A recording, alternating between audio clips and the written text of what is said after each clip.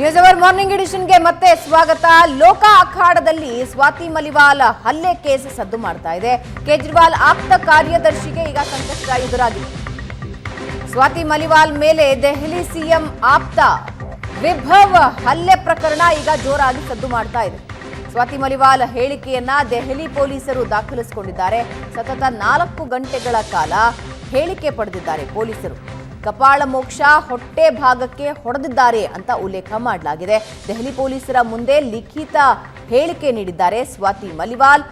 ಇತ್ತ ಸ್ವಾತಿ ಮೇಲಿನ ಹಲ್ಲೆ ಖಂಡಿಸಿ ರಾಷ್ಟ್ರೀಯ ಮಹಿಳಾ ಆಯೋಗ ಕೇಜ್ರಿವಾಲ್ ಆಪ್ತ ವಿಭವ್ ಕುಮಾರ್ಗೆ ಸಮನ್ಸ್ ಜಾರಿ ಮಾಡಿದೆ. ವಿಚಾರಣೆಗೆ ಹಾಜರಾಗಿ ಅಂತ ನೋಟಿಸ್ ಕೊಟ್ಟಿದೆ. ಬೆಳಗ್ಗೆ 11 ಗಂಟೆಗೆ ವಿಚಾರಣೆಗೆ ಹಾಜರಾಗಿ ಅಂತ ಸೂಚನೆ ಕೊಟ್ಟಿದ್ದು, ಈಗ ಮತ್ತೊಂದು ಕಡೆ ಸಿಎಂ ಕೇಜ್ರಿವಾಲ್ ಜೊತೆ ವಿಭವ್ ಕುಮಾರ್ ಮತ್ತೆ ಕಾಣಿಸ್ಕೊಂಡಿದ್ದಾರೆ.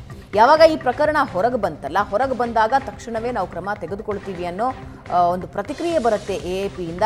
ಆದರೆ ಕಟ್ ಮಾಡಿ ನೋಡಿದ್ರೆ ಕೇಜ್ರಿವಾಲ್ ಅವರ ಕಾರ್ಯಕ್ರಮದಲ್ಲಿ ಮತ್ತೆ ವಿಭವ್ ಕುಮಾರ್ ಕಾಣಿಸ್ಕೊಳ್ತಾರೆ.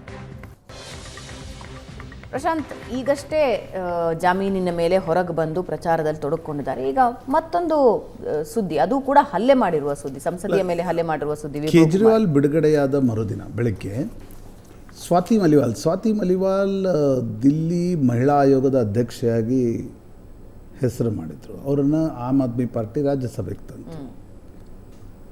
ಇಂಟರ್ನಲಿ ಅವ್ರ ಗಂಡ ಕೂಡ, ಅಂದರೆ ಎಕ್ಸ್ ಹಸ್ಬೆಂಡ್ ಕೂಡ ಆಮ್ ಆದ್ಮಿ ಪಾರ್ಟಿಯಲ್ಲಿದ್ದಾರೆ. ಅದು internally thing has gone wrong.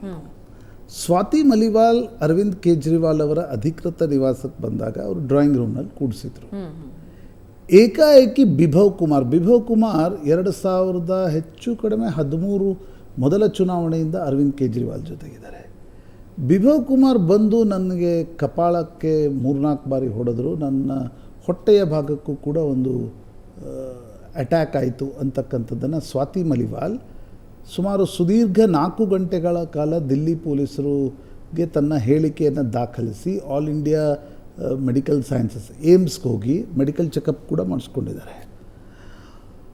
ತದನಂತರ ದಿಲ್ಲಿ ಪೊಲೀಸರು ಬಿಭವ್ ಕುಮಾರ್ ವಿರುದ್ಧ FIR ದಾಖಲಿಸ್ಕೊಂಡಿದ್ದಾರೆ.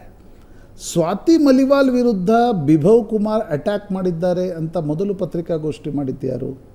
ಸಂಜಯ್ ಸಿಂಗ್, ಆಮ್ ಆದ್ಮಿ ಪಕ್ಷದ ಇನ್ನೊಬ್ಬ ರಾಜ್ಯ ಸಂಸದ.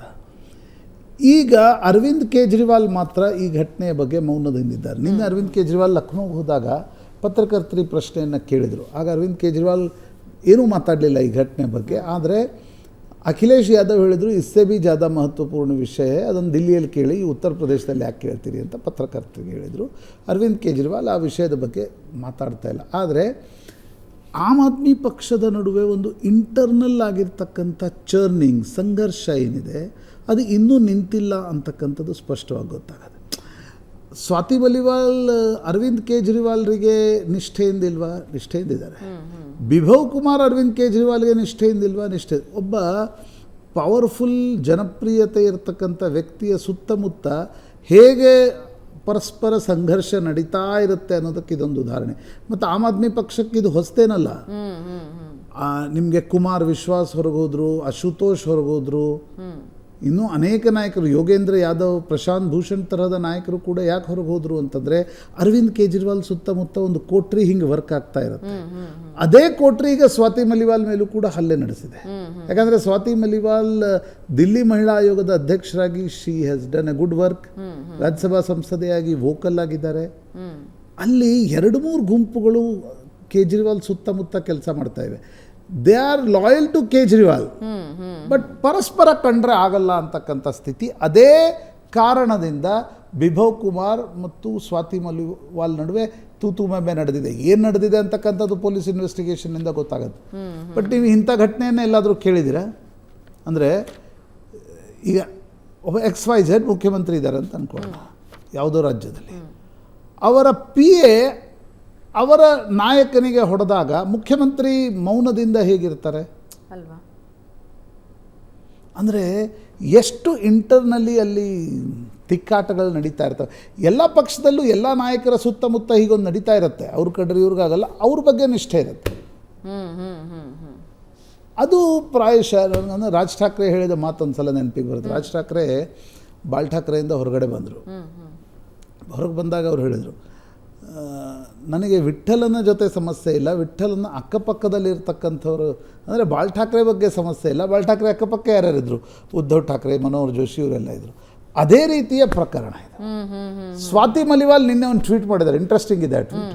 ಅವ್ರು ಹೇಳ್ತಿದ್ದಾರೆ, ನನ್ನ ಪಕ್ಷದವರೇ ನನ್ನ ವಿರುದ್ಧ ಕ್ಯಾರೆಕ್ಟರ್ ಅಸಾಸಿನೇಷನ್ ಮಾಡಿದರು, ಆದರೆ BJPಯವರೇ ನೀವು ಇದರಲ್ಲಿ ಲಾಭ ತೆಗೆದುಕೊಳ್ತಕ್ಕಂಥ ಪೊಲಿಟಿಸೈಸ್ ಮಾಡಬೇಡಿ ಅಂತಕ್ಕಂಥದ್ದನ್ನು. ಆದರೆ ಬಿಭವ್ ಕುಮಾರ್ ಮೇಲೆ ದಿಲ್ಲಿ ಪೊಲೀಸರು ಏನು ಕ್ರಮ ತೆಗೆದುಕೊಳ್ತಾರೆ? ಯಾಕಂದರೆ ಸ್ವತಃ ಸ್ವಾತಿ ಮಲಿವಾಲ್ ಪೊಲೀಸರ ಎದುರುಗಡೆ ಹೋಗಿ ಹೇಳಿಕೆಯನ್ನು ಕೊಟ್ಟಿದ್ದಾರೆ, ಅರವಿಂದ್ ಕೇಜ್ರಿವಾಲ್ರ ಕಾರ್ಯದರ್ಶಿ ನನ್ನ ಮೇಲೆ ಅಟ್ಯಾಕ್ ಮಾಡಿದ ಅಂತಕ್ಕಂಥ. ಇದು ಮುಂದಿನ ದಿನಗಳಲ್ಲಿ ಸ್ವಾತಿ ಮಲಿವಾಲ್ ವರ್ಸಸ್ ಕೇಜ್ರಿವಾಲ್ ಆಗಿ ಟರ್ನ್ ಆದರೂ ನಿಮ್ಗೆ ಆಶ್ಚರ್ಯ ಇಲ್ಲ ಅಂತ ನನಗನ್ಸುತ್ತೆ. ಯಾಕಂದರೆ ಆಮ್ ಆದ್ಮಿ ಪಕ್ಷಕ್ಕೆ ಸಣ್ಣ ಇತಿಹಾಸ ಇದೆ, ಆ ಸಣ್ಣ ಇತಿಹಾಸದಲ್ಲೂ ಇಂಥ ಸಂಘರ್ಷಗಳು, ಇಂಥ ತಿಕ್ಕಾಟಗಳು ಜಾಸ್ತಿ ಇವೆ. ನೋಡೋಣ ಈ ಕೇಸ್ ಯಾವ ಟರ್ನ್ ಪಡ್ಕೊಳ್ಳುತ್ತೆ ಅಂತ. ಸದ್ಯಕ್ಕಂತೂ ಕೇಜ್ರಿವಾಲ್ ಅವರಿಗೆ ಇದೊಂದು ಮುಜುಗರ ತಂದಿಟ್ಟಿರುವಂತಹ ವಿಷಯ. ಬಟ್ ಡೆಫಿನೆಟ್ಲಿ ಒಂದು ರಿಯಾಕ್ಷನ್ ಬರಬೇಕಿತ್ತು ಕೇಜ್ರಿವಾಲ್ ಅವರಿಂದ, ಒಂದು ಹೇಳಿಕೆ ಆದರೂ ಕೊಡಬೇಕಿತ್ತು ಆ್ಯಂಡ್ ಕ್ರಮ ಆದರೂ ಕೈಗೊಳ್ಳಬೇಕಾಗಿತ್ತು. ಬೇರೆ ಬೇರೆ ಕಡೆ ಏನೋ ಪ್ರಕರಣಗಳ ಬಗ್ಗೆ ಕೇಜ್ರಿವಾಲ್ ಮಾತಾಡ್ತಾರೆ. ಉತ್ತರ ಪ್ರದೇಶದಲ್ಲಿ ಏನೋ ಆಗಿದೆ, ಕರ್ನಾಟಕದಲ್ಲಿ ಏನೋ ಆಗಿದೆ. ಅರೆ, ನಿಮ್ಮದೇ ಮನೆಯಲ್ಲಿ ನಿಮ್ಮದೇ ನಾಯಕಿಯನ್ನು ನಿಮ್ಮದೇ ಆಪ್ತ ಕಾರ್ಯದರ್ಶಿ ಹೊಡೆದಿದ್ದಾರೆ ಅನ್ನೋದನ್ನು BJPಯವರು ಹೇಳ್ತಾ ಇಲ್ಲ, ದಿಲ್ಲಿ ಪೊಲೀಸರು ಹೇಳ್ತಾ ಇಲ್ಲ, ಆ ನಾಯಕಿ ಹೋಗಿ ಕಂಪ್ಲೇಂಟ್ ಕೊಟ್ಟು ಬಂದಿದ್ದಾರೆ. ಆ ಇದರಲ್ಲಿ ಮೌನವಾಗಿರೋದು ಏನಂತ ತೋರಿಸುತ್ತೆ ಅಂತ. ಅಂದ್ರೆ ಅಂಡ್ ಈ ಘಟನೆ ಆದ ಮೇಲೂ ಕೂಡ ವಿಭವ್ ಕುಮಾರ್ ವಿಷಯದಲ್ಲಿ ಏನೂ ಬದಲಾವಣೆ ಆಗಿಲ್ಲ. ಆತ ಅವರ ಕಾರ್ಯಕ್ರಮಗಳಲ್ಲಿ ಆತ ಭಾಗಿಯಾಗ್ತಾ ಇದ್ದಾನೆ. ಲಖನೌದಲ್ಲಿ ವಿಭವ್ ಕುಮಾರ್ ವಾಸ್ ವಿತ್ ಅರವಿಂದ್ ಕೇಜ್ರಿವಾಲ್. ಇದೇ ಸಮಸ್ಯೆ ಇರತಕ್ಕಂಥದ್ದು. ಮತ್ತೊಬ್ಬರ ಸಂದರ್ಭದಲ್ಲಿ ಏನಾದರೂ ಆದರೆ ಅದನ್ನು ಹೈಪ್ ಮಾಡ್ತಾರೆ ಎಲ್ಲರೂ, ನಾನು ಒಂದೇ ಪಕ್ಷದವರು ಅಂತ ಹೇಳ್ತಾರೆ. ಅರೆ, ನಿಮ್ಮ ಮನೆಯಲ್ಲಿ ನಿಮ್ಮದೇ ನಾಯಕಿ, ನಿಮ್ಮ ರಾಜ್ಯಸಭಾ ಸಂಸದೆಯನ್ನು ನನಗೆ ಹೊಟ್ಟೆಗೆ ಹೊಡೆದ್ರು, ನನ್ನ ಕಪಾಳಕ್ಕೆ ಹೊಡೆದ್ರು. ಅಂದರೆ it's a question of modesty of A woman. ನೀವು ಅಂಥದ್ದು ನಡೆದಾಗ ನೀವು ಯಾಕೆ ಮೌನದಿಂದ ಇರ್ತೀರಿ? ಹೇಗೆ ಮೌನದಿಂದ ಇರ್ತೀರಿ? ಒಂದು, ನಿಮ್ಮ ಪಕ್ಷದಲ್ಲಿ ನಿಮ್ಮ ಕಾರ್ಯದರ್ಶಿ ಮೇಲೆ ನಿಮ್ಮ ಕಂಟ್ರೋಲ್ ಇಲ್ಲ ಅಂತಾಯಿತು. ಕಾರ್ಯದರ್ಶಿ ಏನು ಸರ್ಕಾರಿ ಕಾರ್ಯದರ್ಶಿ ಅಲ್ಲ, he was a private secretary. ಅವ್ರ ಮೇಲೆ ನಿಮ್ಮ ಕಂಟ್ರೋಲ್ ಇಲ್ಲ. ಅವ್ರು ಬೇಕಾ ಅಂದರೆ ಅವರೇ ಅರ್ಧ ಪಾರ್ಟಿ ನಡೆಸ್ತಾ ಇದ್ದಾರೆ ಅನ್ನೋದು ಲೆಕ್ಕ ಅಲ್ವಾ ಅದು?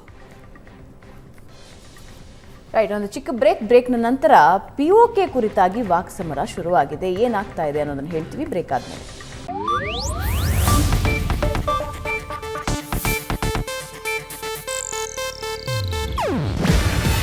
ಇದು ಏಷ್ಯಾನೆಟ್ ನ್ಯೂಸ್ ನೆಟ್ವರ್ಕ್ ಪ್ರಸ್ತುತಿ.